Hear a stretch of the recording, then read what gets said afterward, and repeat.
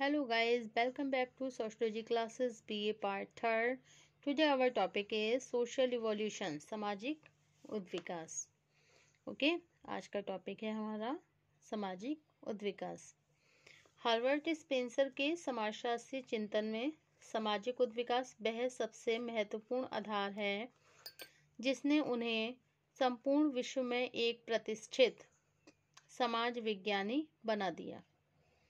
Okay, अपने अधिकांश चिंतन में स्पेंसर यह सिद्ध करना चाहते थे कि सभी सामाजिक संरचनाओं और सामाजिक संस्थाओं में होने वाला परिवर्तन उद्विकास इवोल्यूशन के रूप में होता है.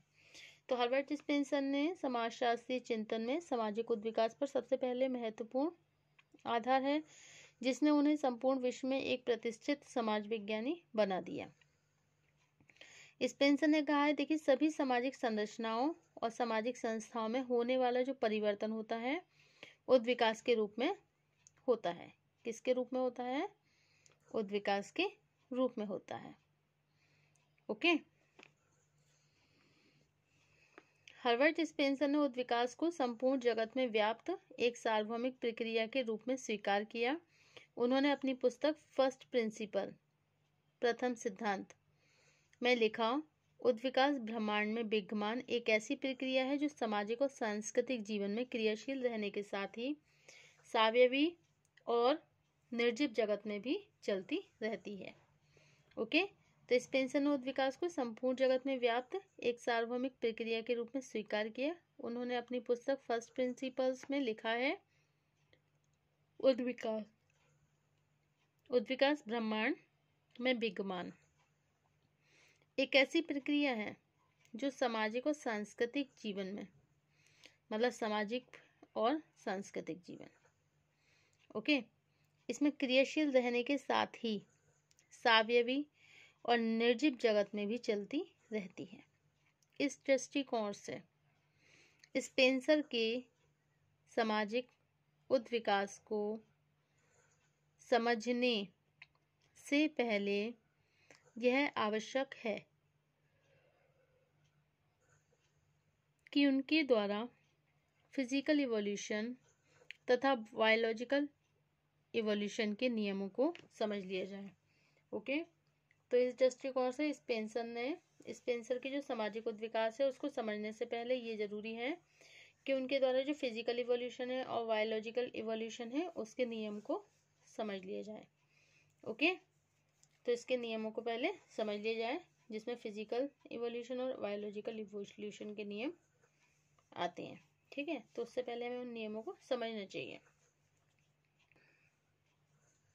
हर्बर्ट स्पेंसर ने उद्विकास को संपूर्ण जगत में व्याप्त एक सार्वभौमिक प्रक्रिया के रूप में भी स्वीकार किया. उन्होंने अपनी प्रथम पुस्तक फर्स्ट प्रिंसिपल में लिखा कि उद्विकास क्या है? संपूर्ण ब्रह्मांड में विद्यमान एक ऐसी प्रक्रिया है जो सामाजिक और सांस्कृतिक जीवन में क्रियाशील रहने के साथ ही सावयवी और निर्जीव जगत में भी चलती रहती है.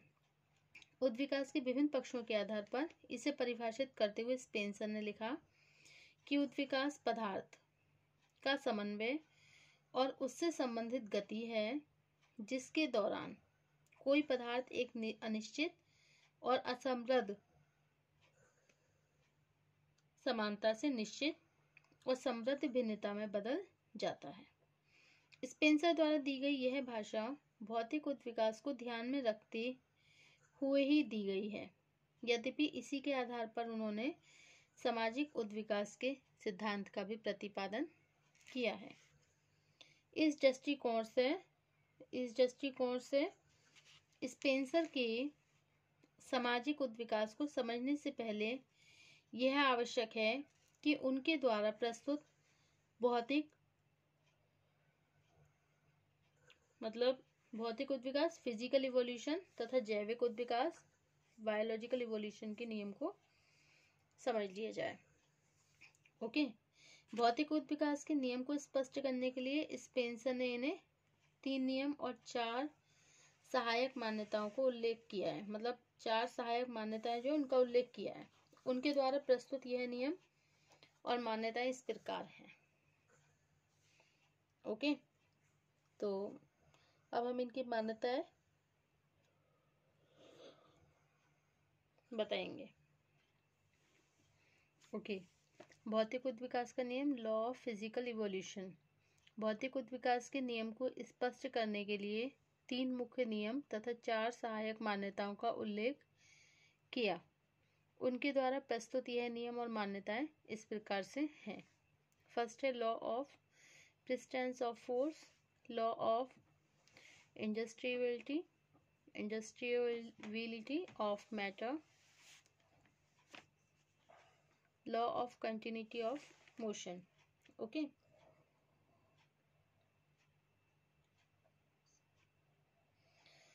अब इसमें भौतिक उद्विकास के नियम में लॉ ऑफ फिजिकल इवोल्यूशन हम पहले देखेंगे। इसमें आपके टॉपिक्स आते हैं शक्ति के स्थायित्व का नियम, पदार्थ के अविनाशी होने का नियम, गति की निरंतरता का नियम। ओके, शक्ति के स्थायित्व का नियम। इस नियम के द्वारा स्पेंसर ने स्पष्ट किया कि जगत के प्रत्येक पदार्थ में यह शक्ति एक शक्ति निहित होती जो कभी समाप्त नहीं होती। यही शक्ति सभी तरह के पदार्थों में होने वाले परिवर्तन का वास्तविक कारण है। ओके, अब नेक्स्ट है पदार्थ के विनाशी होने का नियम। स्पेंसर के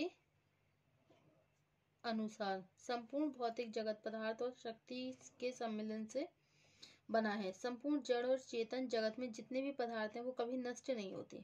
अधिक से अधिक पदार्थ का रूप बदल सकता है लेकिन वो समाप्त नहीं होता। उदाहरण के लिए लकड़ी को जलाने पे वो कोयले में बदल जाती है लेकिन उसका अस्तित्व समाप्त नहीं होता। इस नियम को आधुनिक भौतिक विज्ञानी स्वीकार नहीं करते। ओके, अब नेक्स्ट है आपका गति की निरंतरता का नियम, law of continuity of motion. शक्ति की एक प्रमुख विशेषता यह है कि वह सदैव गतिमान रहती है। इस गति अथवा ऊर्जा मतलब एनर्जी के रूप में परिवर्तन हो सकता है लेकिन यह पदार्थ सदैव में बनी रहती है। तो शक्ति की प्रमुख विशेषता क्या है? ये सदैव गतिमान रहती है। इस गति अथवा ऊर्जा के रूप में परिवर्तन हो सकता है लेकिन यह पदार्थ में सदैव बनी रहती है। Okay, evolution is a integration of matter and concomitant distributions of motion during which matter passes from an indefinite inherent homogeneity to a definite coherent heterogeneity. Okay, by Herbert Spencer. Okay, पहली मान्य अब भौतिक उद्विकास के को स्पष्ट करने के लिए स्पेंसर ने कुछ 4 गौण मान्यताओं का भी उल्लेख किया है। फर्स्ट मान्यता ये है कि विभिन्न पदार्थों में जो शक्ति निहित होती है उसके बीच एक स्थायी संबंध बना रहता है। ओके, और सेकंड मान्यता ये शक्ति के रूपांतरण तथा संतुलन से संबंधित है। दूसरी मान्यता शक्ति के रूपांतरण तथा संतुलन से संबंधित है। इसका तात्पर्य है क्या है कि पदार्थ की शक्ति गति को तथा गति की शक्ति पदार्थ को प्रभावित करती है। थर्ड है पदार्थ में न्यूनतम प्रतिरोध और अधिकतम आकर्षण की प्रवृत्ति होती है। प्रत्येक पदार्थ में उस दिशा में तेजी से आगे बढ़ता है जहां उसका कम से कम प्रतिरोध होता है। एंड फोर्थ है गति की निरंतरता कभी समाप्त नहीं होती लेकिन गति में कुछ कमी और तीव्रता होते रहने की पूरी संभावना रहती है। इसे स्पेंसर ने गति में परिवर्तनशीलता की मान्यता कहा है। ओके, इन सभी नियमों के आधार पर भौतिक उद्विकास को संक्षेप में स्पष्ट किया जाए तो कहा जा सकता है कि आरंभ में विभिन्न पदार्थ एक ढेर या समग्रता के रूप में स्थित थे। पदार्थों के इस ढेर या एकत्रीकरण में एक शक्ति और गति होने के कारण समय बीतने के साथ उनका रूप बदलता गया, एक दूसरे से पृथक हो गए। इस पृथकता के बाद ही उनके बीच एक समृद्धता और पारस्परिक निर्भरता बनी रही। सूर्य से अलग होने वाले विभिन्न ग्रह नक्षत्रों का निर्माण इसी प्रक्रिया के द्वारा हुआ। इन सभी ग्रह नक्षत्रों के बीच एक निश्चित समृद्धता, निर्भरता और निश्चितता इसी कारण है कि यह भौतिक उद्विकास के उक्त प्रमुख नियमों और 4 सहायक मान्यताओं के अधीन है। ओके, जैविक उद्विकास का नियम, law of biological evolution.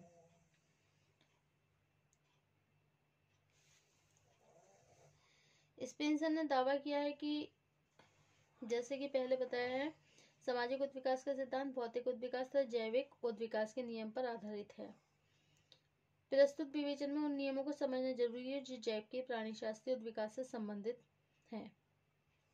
Darwin ने मान्यता दी है कि स्पेंसर ने दावा किया है कि उन्होंने सन 1859 में डार्विन की पुस्तक ओरिजिन ऑफ स्पीसीज प्रकाशित होने से पहले अपने कुछ लेखों में उन मान्यताओं को स्पष्ट किया जिनका डार्विन द्वारा प्रयोग किया गया। इस विवाद में ना पड़ गए समझना जरूरी है कि स्पेंसर ने प्राणीशास्त्रीय विकास को स्पष्ट करने के लिए जिस नियम को सबसे ज्यादा महत्व दिया उसे योग्यतम का अतिजीवन, सर्वाइवल ऑफ द फिटर्स भी कहा जाता है।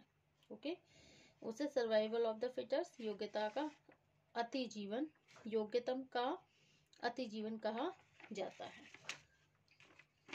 ओके, अब नेक्स्ट है आपका डार्विन ने अनेक प्राणी शास्त्रियों और अनेक अवशेषों का अध्ययन करके अस्तित्व के लिए संघर्ष का नियम प्रस्तुत किया।